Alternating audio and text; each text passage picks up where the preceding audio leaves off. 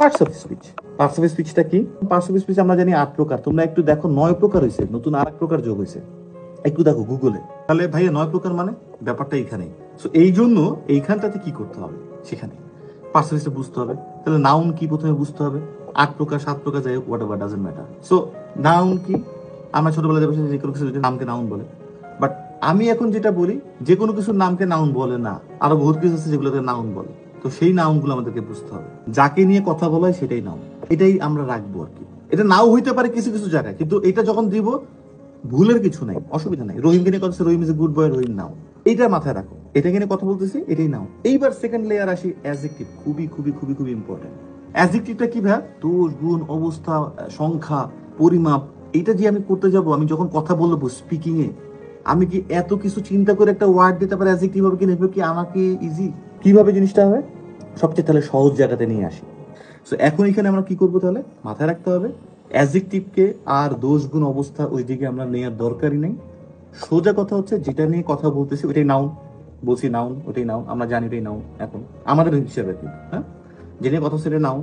ধরো আমি যেতে চাই, ঘুরতে গেছি mermaid beach. Marmot Beach is expensive, whatever it is. I'm talking about Marmot Beach, and now this is considered as a noun, right? So whatever I'm saying about this, I'm probably like kind of judging this.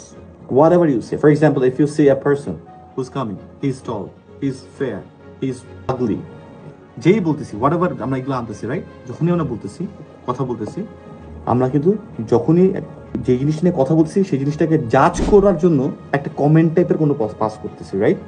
So যখনই তুমি কোনো কিছু নিয়ে কথা বলো, তখনই যদি ultimately আমি ওইটা জাজ করার জন্য যে শব্দগুলো বলি না, সেগুলো অ্যাডজেক্টিভ। সোজা কথা, শেষ। নেক্সট স্টেপে আসি, অ্যাডজেক্টিভের পরে অ্যাডভার্ব কি? এই যে মামা সাহেব আছেন, অ্যাডভার্ব, ইনি আবার চমৎকার। ইনি 3টা জায়গায় বসতে পারে কিন্তু। প্রথম কথা হচ্ছে যে অ্যাডভার্ব ভার্বকেও মডিফাই করে, অ্যাডজেক্টিভকেও মডিফাই করে, এবং মহোদয় অ্যাডভার্ব নিজেকেও মডিফাই করে। অ্যাডভার্ব অ্যাডভার্বকে মডিফাই করে। Now let's talk about things that if it like modifies, now we will be learning a different term because modify it is a vague concept in my opinion. So adverb এর জায়গায় আমি বলি modify না, adverbটা কি করে জানো? Detail করে। modify দরকার নাই, এই ওয়ার্ডটা বাদ দিয়ে দাও। ভার্বকে modify করে নাই, modify ওয়ার্ডটাই বাদ দিয়ে দাও। মাথার ভিতরে ঢুকায় ফেলো, ডিটেইল করে, আরো এক্সপ্লেইন করে, আরো স্পেসিফিক করে।